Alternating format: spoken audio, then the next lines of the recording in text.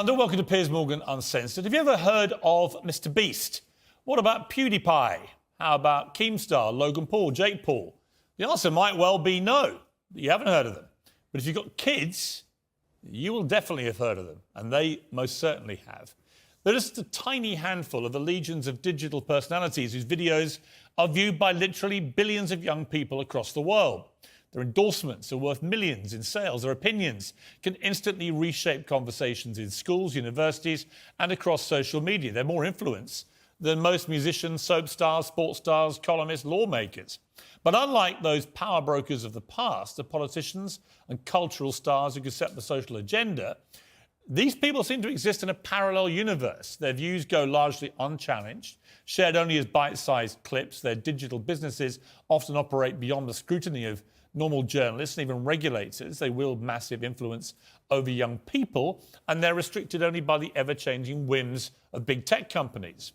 It makes no more sense than senators or secretaries of state simply never appearing on television. Well, my guest tonight is a perfect case in point, an example of both enormous digital conquest and the risks that come with it. He's Andrew Tate. His last interview with me has so far been viewed, over 8 million times on YouTube alone, 17 million times across all platforms, which is staggering for someone who perhaps you're watching and thinking, who is Andrew Tate? It was a robust exchange. And Andrew Tate was here because he'd effectively been kicked off the mainstream internet for supposed misogyny. His tirades against women were viewed literally billions of times. Well, the first time around, I wanted to find out if he deserved to be banned and if he'd ever actually crossed a line from shocking opinions to genuine hate speech, or if he just didn't fit the ideal model of the platforms that censored him. Let's go through some. Sure. Right? Do you think women are the property of men? No. The point I was making... Why have you said they are? Because I made a religious point. Authority implies that you have the ability to control someone. No, authority implies that I have the moral right to sit and say that that's an irresponsible thing to do and I'm responsible for That's not what authority means. I don't want to interrupt you. I just want to point out that's not what authority means. If someone gives... a person can give voluntary authority is not authority. No, but that's the point. It's not. Piers. Andrew, stop. And this is the thing that's interesting, Piers. Please let me finish. Yeah, but you're behaving like a politician. But hang on. You could say I'm interrupting. You do. But you're answering a different question to the one I asked you. Fine. No. You're weaponising the weaponising, which doesn't exist. No problem. If someone comes to me and says I'm clinically depressed or I feel very, very sad, I would say the first thing you need to do is stop accepting the identity of a clinically depressed person. Stop accepting you have no control over this. Andrew, you're simply wrong. If that's what you believe, Piers, it's what I believe. I don't believe in things that take power away. There is not an eminent doctor in the world Piers, that would agree with you. Piers, do you think you know more than doctors? I can't become clinically depressed. Why do you know? Because I don't believe in it. It's a lively stuff. I also wasn't sure if I should be interviewing him at all. If he was so unpleasant, as so many people said, well, why extend his profile and give him a platform? But the fact is that ship had already sailed. Every teenager in the country knows Andrew Tate. It's just a lot of the parents who don't. And since that interview, Andrew has been returned to Twitter. Its new owner, Elon Musk, is determined to protect free speech online. Many young people, especially boys, have literally stopped me in the street since that first interview to ask me about Andrew Tate. I've been staggered, honestly, by the response that I've had. What does it say about society that people like Andrew Tate can reach so many more people than conventional stars or journalists even?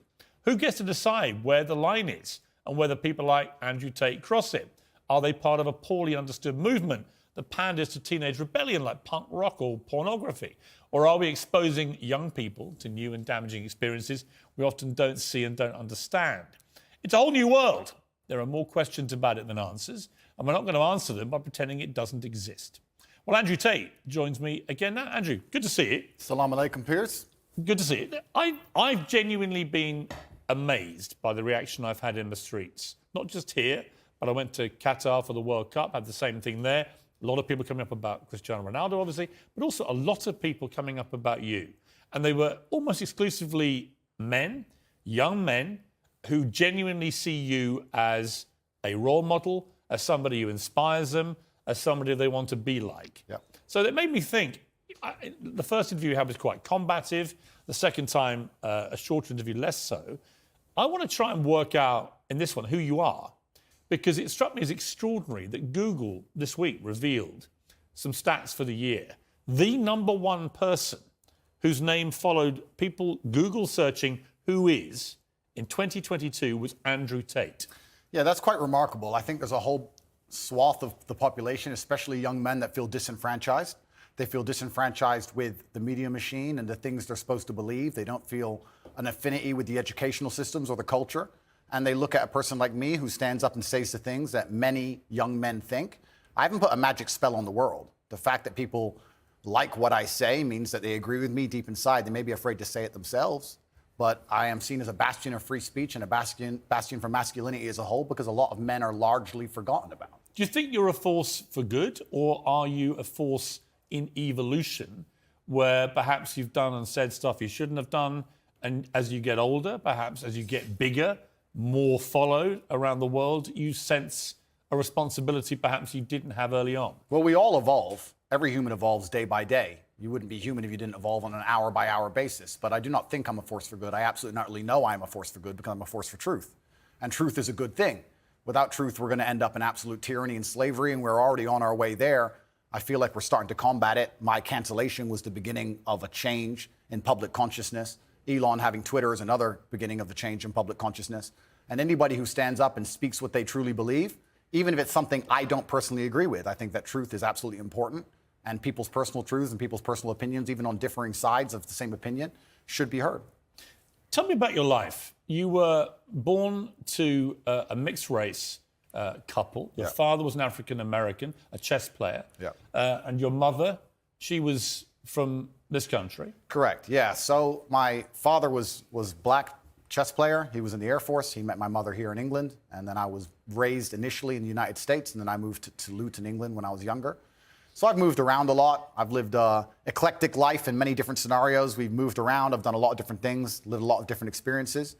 And what I'm thankful for nationality it. are you? I mean, what do you identify as? I consider myself British now, but I will say that part of me, the patriotic Brit inside of me, is devastated by the state of the UK currently, and I want to make that very clear.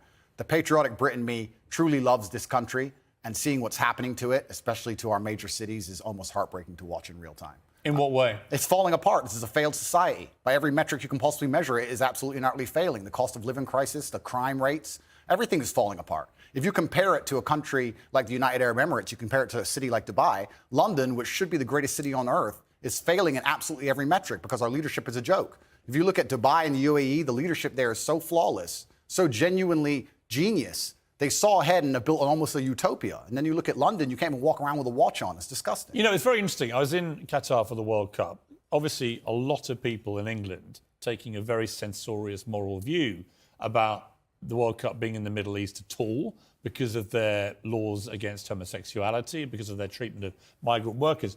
I've got to say, not that I don't share the concerns about those things, of course I do, but I found a lot of the virtue signalling, and I think that's what it was in many cases, about the whole region actually quite distasteful.